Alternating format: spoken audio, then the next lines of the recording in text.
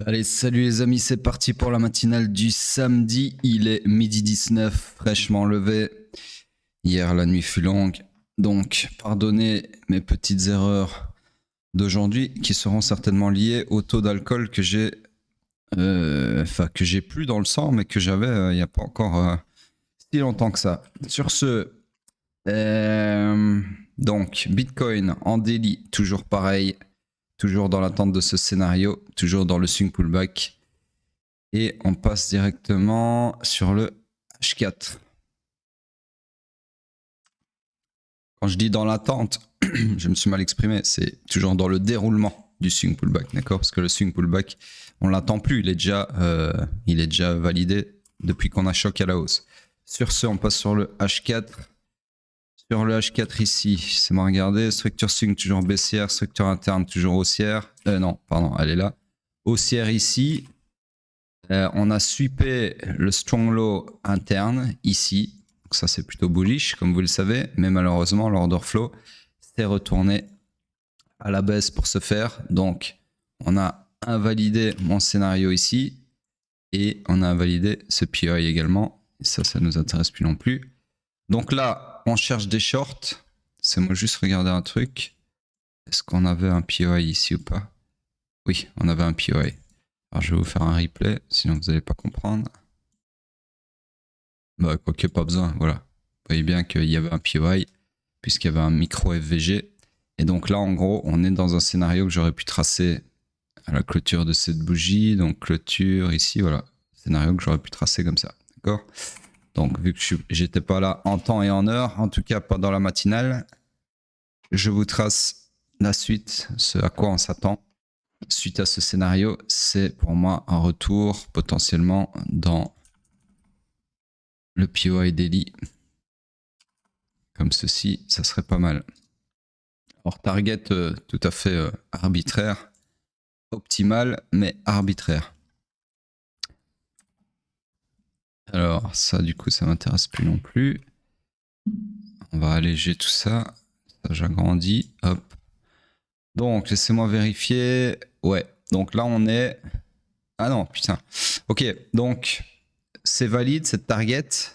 Mais normalement, ça dépend sur base de quelle structure vous basez votre target. Si je me base sur la structure interne, je ne peux pas aller plus bas que le lot protégé qui est celui-ci. Donc ma target ne peut pas être plus basse que là. Sauf que c'est pas très logique pour moi puisqu'on a déjà sweepé la target. D'accord? Donc au minimum, la target serait dans tous les cas hors structure interne puisqu'elle serait sur un nouveau lot. Mais personnellement, je vais me baser sur la structure swing. Et donc, la structure swing, vu qu'elle est baissière, ici, son but dans la vie, c'est de se perpétuer à la baisse après ce swing pullback. Donc, un truc comme ça. D'accord? Voilà pourquoi, personnellement, je verrais plutôt ça. Sur ce, rien d'autre à dire sur le H4. On passe sur le M15. Je cache ceci. Hop, hop. Merde.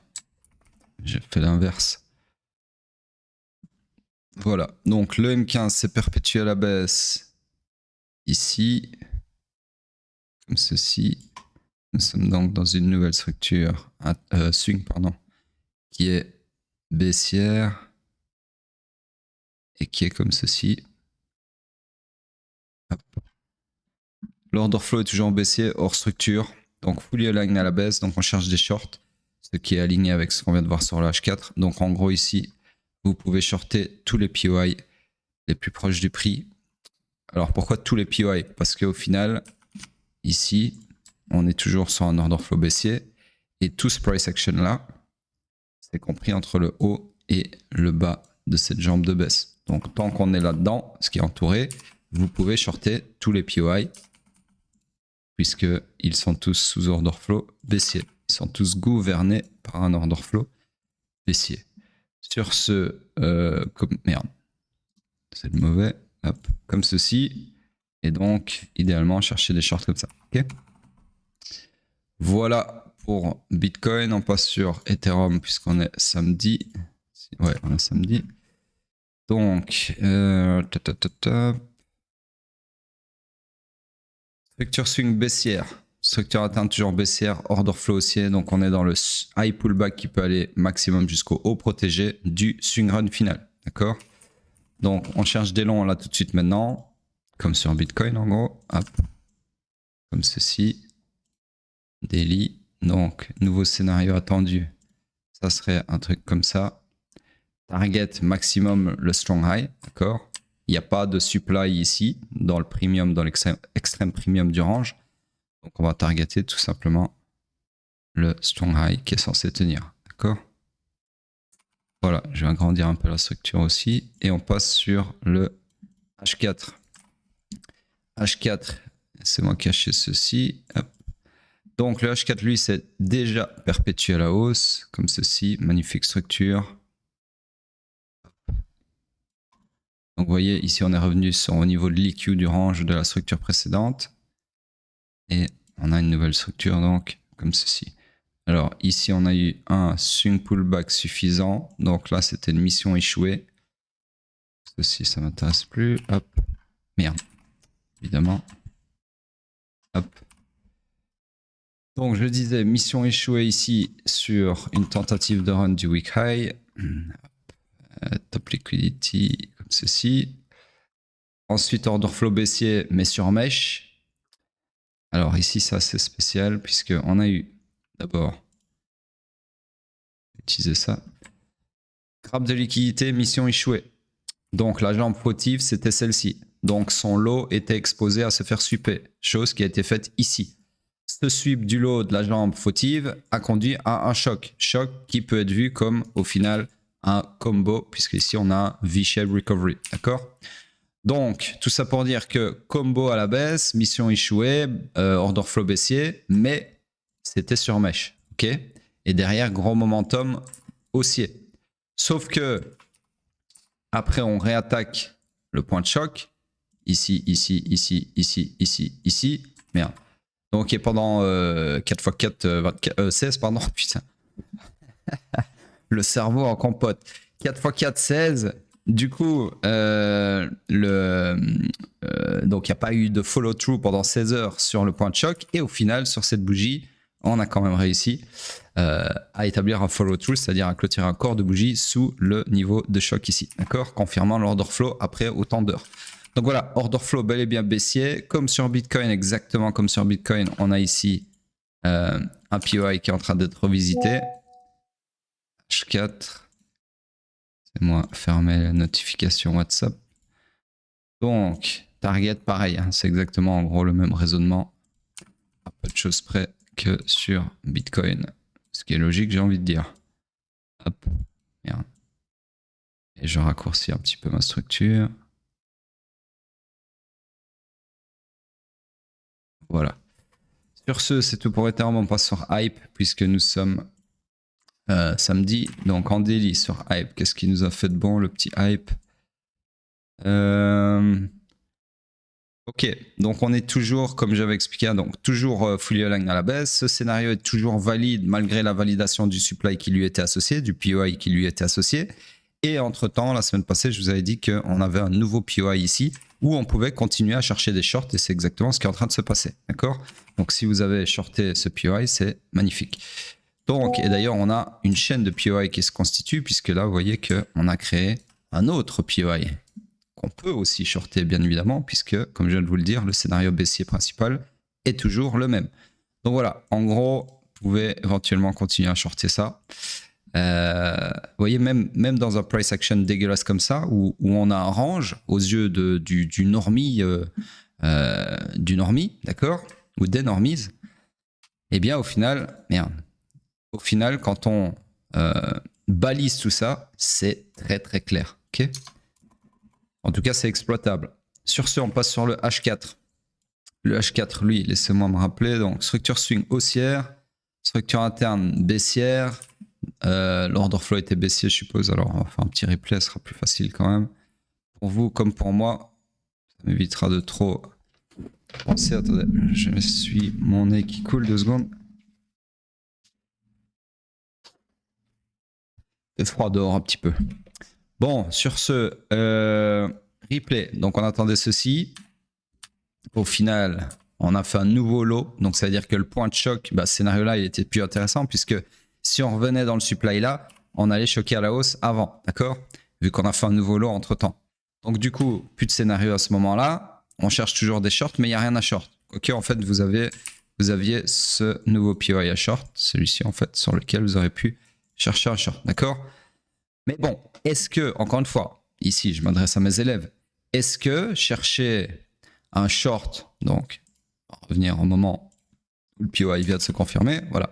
Est-ce que chercher un short ici, dans l'extrême discount d'une structure haussière, donc un short comme ceci, donc dans une structure haussière qui a fait son swing pullback presque jusqu'au strong low, d'ailleurs qu'il a suppé au final, donc jusqu'au strong low, on l'a même suppé, je vais le mettre ici. Est-ce que continuer de chercher des shorts dans cette structure qui a fini son swing pullback, en tout cas qui a été au maximum de l'amplitude qu'il pouvait avoir, c'est-à-dire le sweep du strong low ici, est-ce que chercher un short encore, c'est malin? Est-ce que c'est vous aligner avec les probabilités structurelles? Bah non, puisque la suite, putain, ils vont tous me la faire, quoi. Attendez, il y a la daronne. Après le daron, c'est la daronne qui m'appelle. Donc, en gros, je disais, est-ce que c'est malin de chercher un short là-dedans, alors que structurellement parlant, après un swing pullback de full amplitude, ceci, le zigzag ici, ce à quoi on s'attend, c'est une perpétuation de la structure à la hausse, d'accord?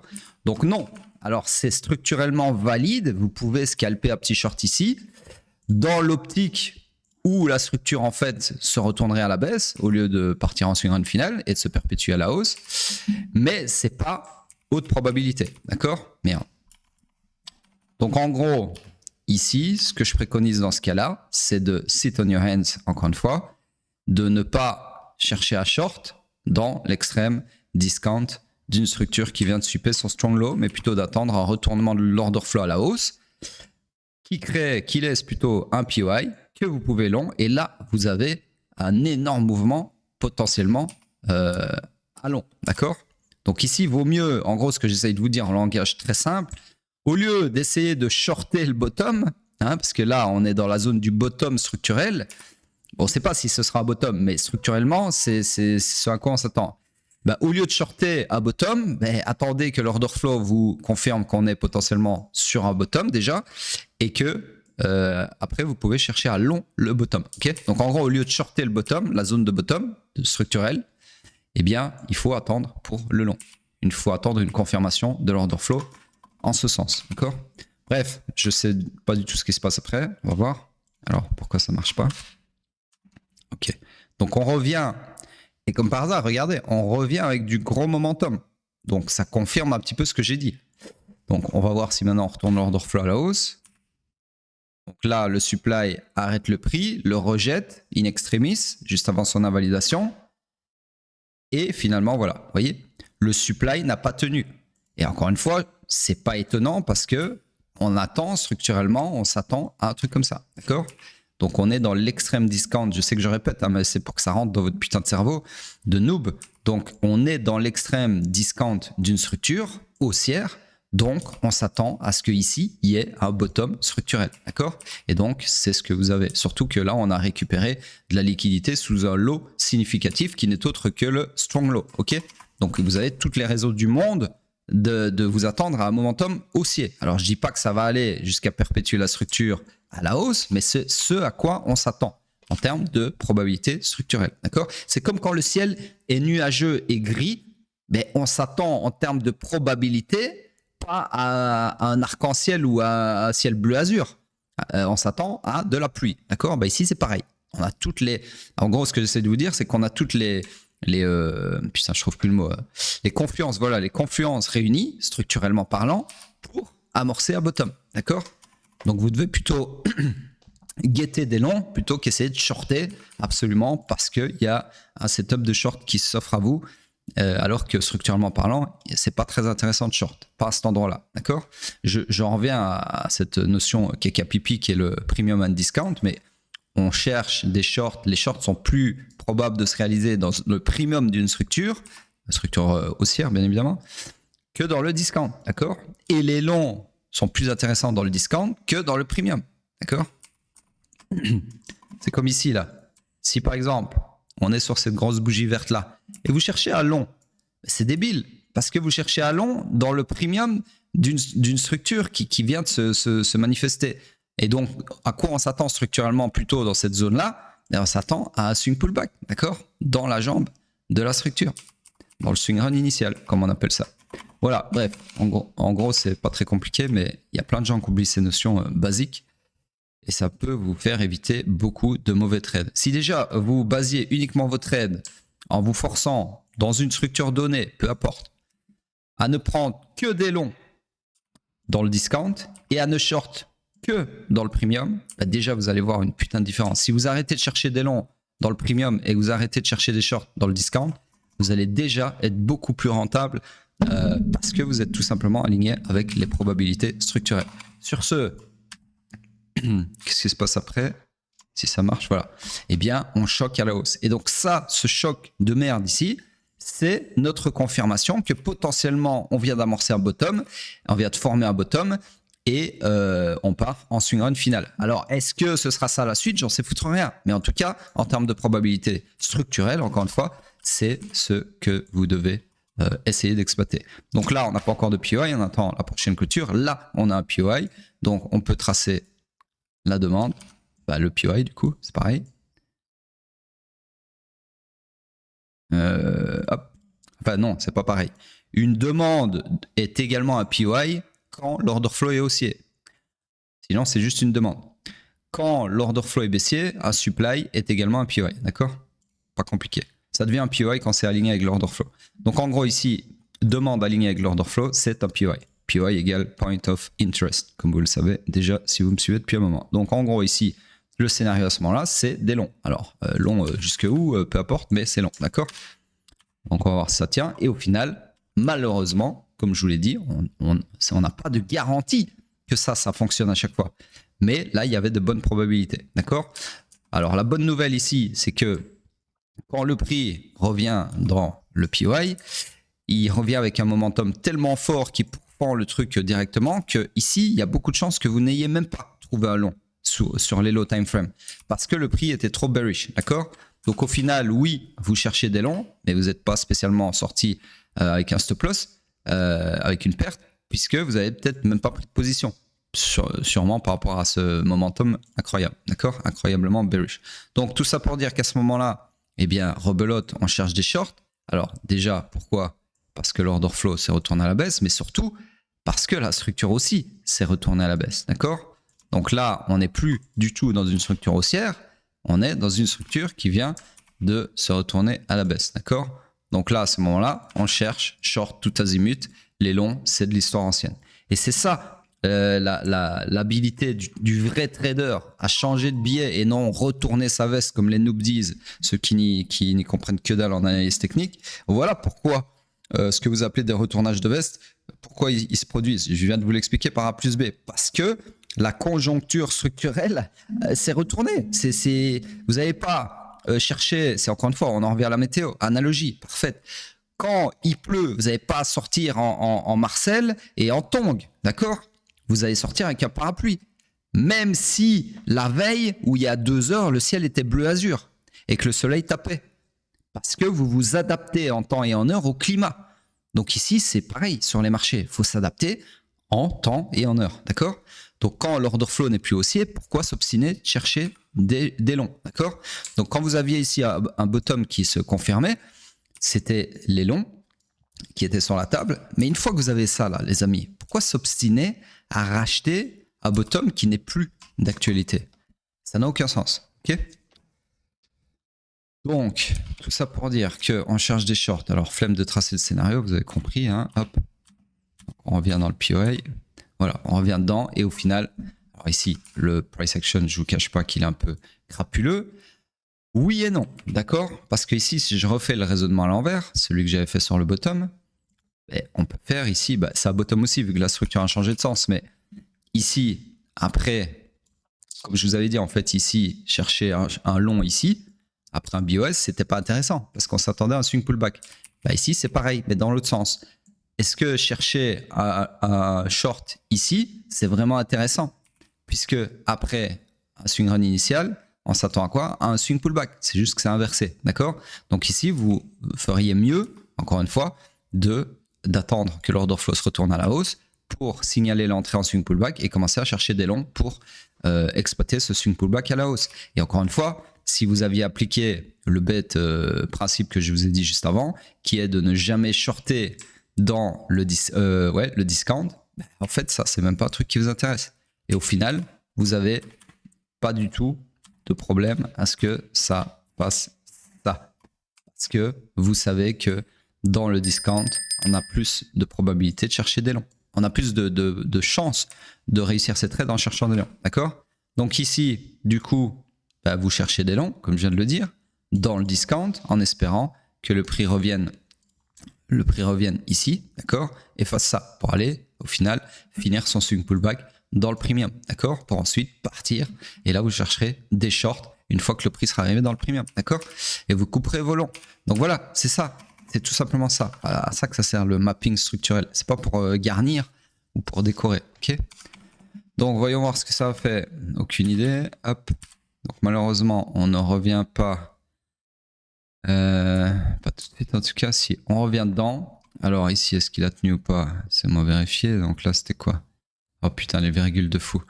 Bon, flemme, hein, mais je vais zoomer parce que flemme de calculer. Ouais. En gros, ça a tenu. On le voit ici. In extremis, mais ça n'a pas pourfendu.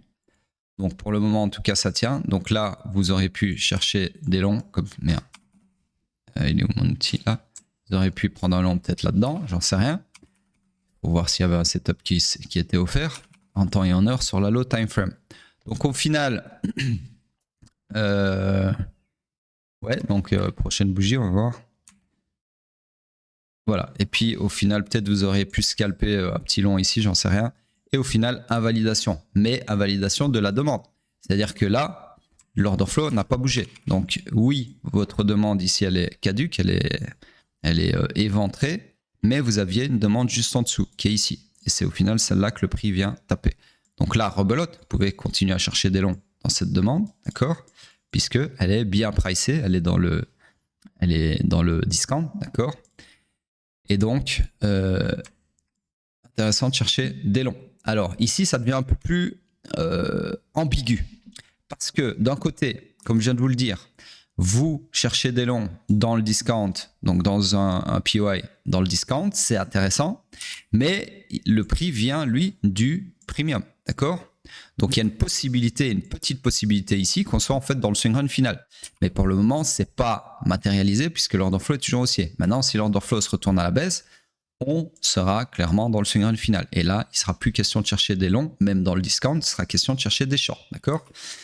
Et c'est peut-être à ce moment-là, si l'order flow se retourne à la baisse, par exemple, dans le discount, d'une structure qui a déjà fait son swing pullback jusque dans le premium et qui en vient, c'est peut-être dans ce cas de figure-là où chercher des shorts dans le discount, c'est intéressant puisque c'est aligné avec la destinée qui est en train de se réaliser, en tout cas théoriquement parlant. Alors, je ne sais pas si vous suivez ce que je dis là, c'est un peu plus avancé comme raisonnement, mais c'est tout aussi logique. En tout cas, ici, c'est une structure qui est un peu crapuleuse dans le sens où le point de choc futur, c'est ici, c'est l'accomplissement de la destinée. Non, c'est là, c'est juste au-dessus, c'est là.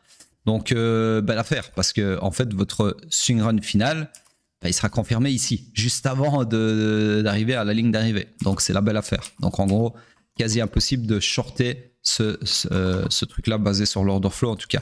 Donc en gros, tout ça pour dire quoi? Que là, on cherche toujours des longs, puisque l'order flow est toujours haussier. Donc en fait, ce à quoi on s'attend structurellement parlant maintenant, c'est ça. D'accord? Merde, putain, j'ai complètement overkill. C'est ça. C'est-à-dire la suite du swing pullback jusqu'au maximum, le strong high. Et ensuite, ceci. D'accord? Donc on va voir, ou alors ça va être directement ceci. Mais ça, c'est pas le segment le plus probable. C'est pas le scénario le plus probable. Le plus probable, c'est toujours dans le sens de l'order flow. Pas compliqué, hein? Order flow, c'est la vie. L'order flow, c'est Dieu. Ok? Voilà. Sur ce, donc là, POI qui tient toujours, mais qui ne renvoie pas trop le prix. Et au final, il y arrive. Non. Ben voilà, on est au présent. Donc là, en gros, on est en train de patauger sur la demande ici. D'accord? Donc, est-ce que... Ah. Ouais, ok, c'est bon. Ah non, j'étais pas au présent. J'étais presque au présent. Voilà, le présent, il est là. J'ai coupé le replay.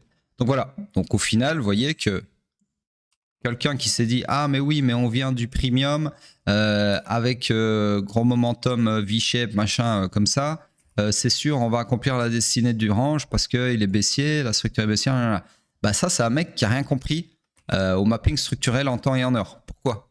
Parce que, alors il a peut-être compris le mapping, il a compris que la structure baissière, son but dans la vie, c'était de faire ça, puis ça, mais il anticipe de trop parce qu'il ne suit pas l'order flow, d'accord?